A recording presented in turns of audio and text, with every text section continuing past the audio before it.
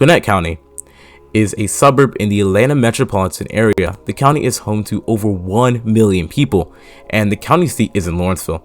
The cities include an order population from largest to smallest: Peachtree Corners, Duluth, Lawrenceville, Sugar Hill, Suwanee, Centerville, Norcross, Buford, Lilburn, Brazelton, Mountain Park, Auburn, and Berkeley Lake. Gwinnett County is a major economic center of the Atlanta metropolitan area. The county is home to a number of colleges and universities such as Georgia Gwinnett College and Gwinnett Technical College. Gwinnett County is a diverse county with a rich history. The county was originally home to Creek and Cherokee Indian tribes in the 1800s, and the county was settled by European Americans, and then it became a major center for cotton production. In the 20th century, the county experienced rapid growth due to its proximity to Atlanta. Today, Gwinnett County is a thriving community with strong economy and diverse population. The county has an excellent park system with plenty of public parks all across the county, run by the county or city governments. Many include Sims Lake Park and just many beautiful parks across the county. The county has one of the best education systems, including Gwinnett County Public Schools and the City of Buford school system. Gwinnett County Public School has won many board prizes for education and frequently ranks as some of the highest nationally. Just a prime example of how education can be equitable, as Gwinnett County does have a lot of different incomes. Every school in Gwinnett County is treated like it's the prize. It's one of the most diverse counties in the country, and it is a great place to live, work, and raise a family. Gwinnett County is known for a lot of things, such as some of the worst drivers in the city, bad traffic, power-dependent design, he needs some milk, and can be quite boring at times, as many suburbs are. But it is urbanizing, and the population is expected to grow to 1.5 million by 2050. This means more vehicles on the road, and there have been 2 failed attempts to bring transit into the county. Let's look at the 2019 one. This infamous referendum was failed to just large-scale NIMBY pushback and extremely low voter turnout.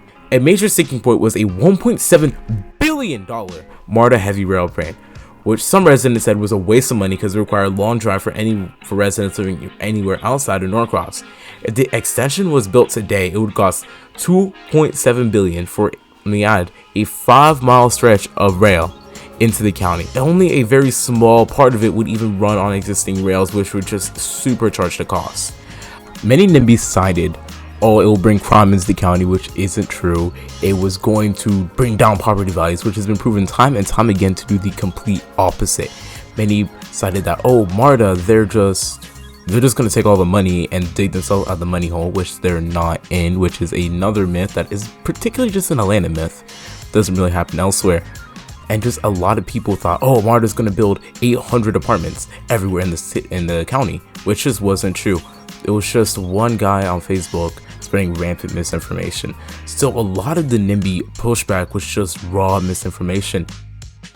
And let's look at some misinformation from the 2020 election, which was, how can I put this as insane? This website looks like an old website from the old internet, and this is what we're really working with. We're just working with raw misinformation that county officials didn't really think they needed to tackle or need to address, but not everyone knows internet literacy. You should not take information from a site that looks like this.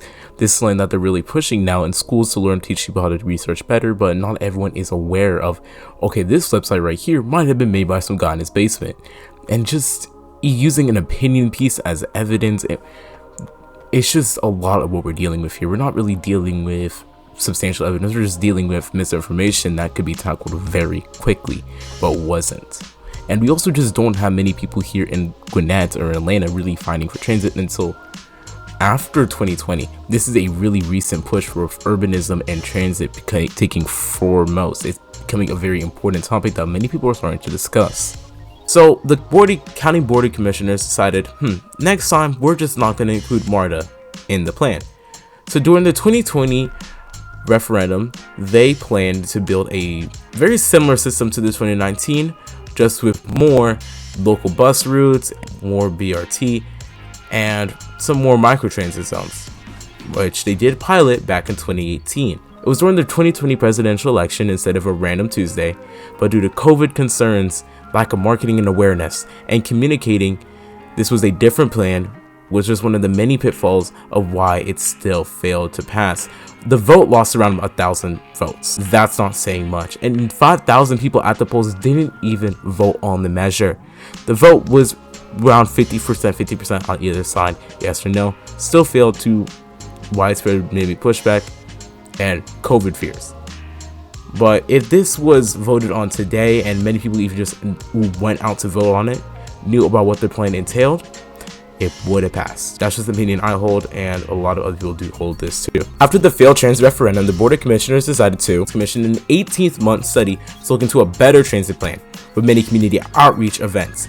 During this time, 3 new local bus routes opened. Route 25, Route 50, Route 70, Route 60 was planned to open but never was. Reason wasn't officially given, but most likely funding.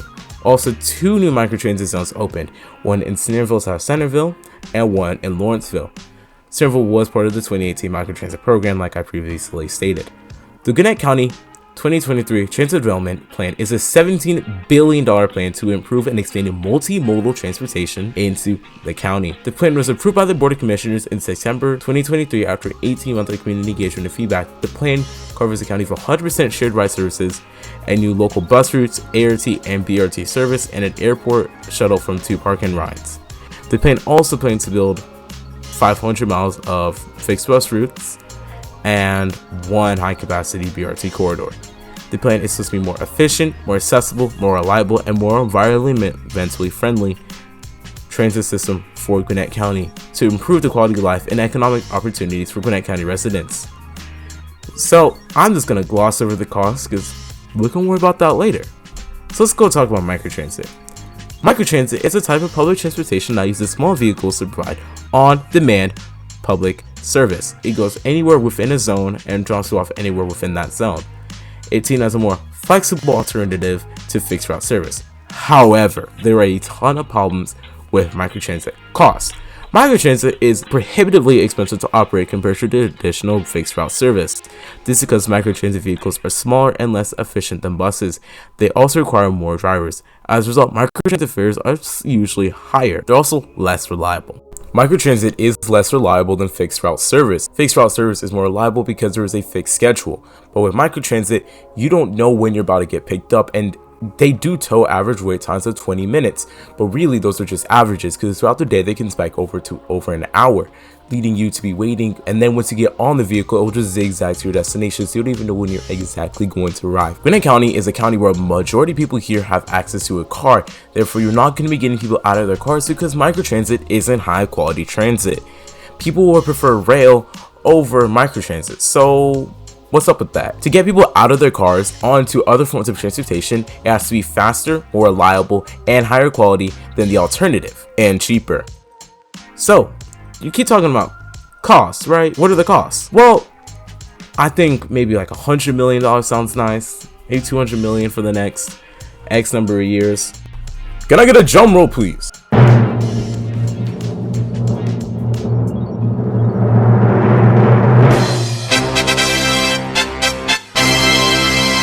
$3.5 billion in capital and operating costs for the next 25 years.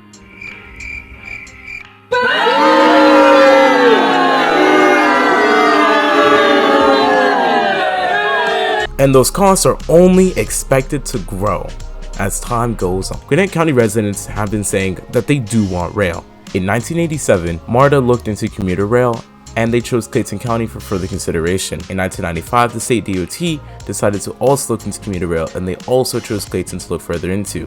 The state DOT was in charge of the project, but they had very little action and movement, and they eventually just didn't move forward and just stopped work on the project. It wasn't until 2015 that MARTA picked up the project, and they also put a transit 1-cent sales tax to help pay for it. But after doing their research, they had come to the conclusion that commuter rail was not feasible in Clayton County. Why? The thing is, commuter rail in Clayton County would have to use Norfolk Southern tracks, and they would be shared tracks. But Norfolk Southern said no, and was not going to let them use the track. They had to build tracks alongside, 26 feet of separation, which wasn't feasible as a lot of properties would have to be acquired and demolished, and all properties would be condemned, and costs would have just ballooned out of this world. And the final cost would come to $2.3 billion in capital costs. So instead of building this nice commuter rail system, they decided to just build a BRT system in its place. which is barely BRT, as 40% of all the section on the BRT lines are in mixed traffic. So it comes as a bit of a surprise, as many of the municipalities had already planned to build rail. So this was just a massive blow. And Clayton County only had about $150 million in reserves to fund the project, as a lot of the money for this transit swap split went to operations. So it just was not looking good, and they would not get federal funding for this project, as it just was not the best efficient use of money according to the federal government. So what about Gwinnett? Gwinnett has two major rail routes, one owned by Norfolk Southern and one owned by CSX. But what makes Gwinnett different is that the right-of-ways for these rail routes are actually clear and not filled with buildings and streets. So this right-of-way is expansive, it's easily going to be expanded, and even has plans for high-speed rail to be put on one of the two corridors. We have a lot of these open rail corridors, so we don't have to be buying up land, having to settle disputes, use a lot of eminent domain, and you wouldn't have as much pushback with the rail companies with this plan. So I was told that it'd be too expensive, but the ATL Trains white paper is a research paper and a study looking into the feasibility of building an Atlanta regional rail system, and Gwinnett County's portion of that system would only cost $2.25 billion to have a dual track, all day, bi-directional, 30-minute frequency service within Gwinnett County on both rail right-of-ways, which is down from the $3.85 billion spent on microtransit, and down from the $2.7 billion that we would spend to just get that Norcross MARTA rail extension.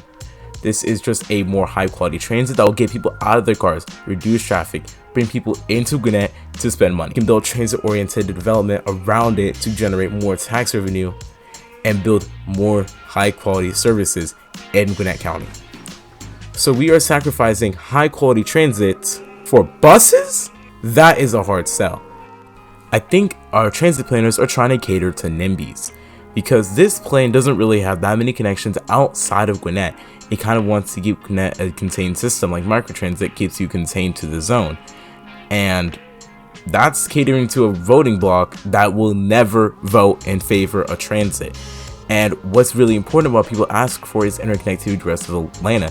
Gwinnett feels disconnected physically from the rest of the metropolitan area because of the Chattahoochee River, which blocks a lot of potential road connections, and 285 and just separating it out. It's because outer perimeter, it is a suburb of Atlanta.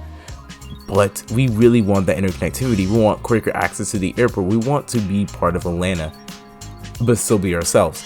It's a complicated thing here, but that is what we're trying to do with ATL Trains. It'll connect Gwinnett better to Atlanta. It'll make commutes better. It'll have more options for people to go to. It has more shopping options. It'll give more mobility freedom. It allows for better transit oriented development. It just allows for a much cleaner and better Atlanta. Well, that's it, y'all. I hope you like and subscribe. This is my first video, so if you got any comments, please. Okay, not my first video, but my first video that I really go into depth on something, and it's just not me just scrolling through my computer yapping the whole time. So I hope you hit that like and subscribe button so I can do different, what comments you have to share this video for everyone you want to tell them to, and I'll see you all in the next one. Have a good one. Peace.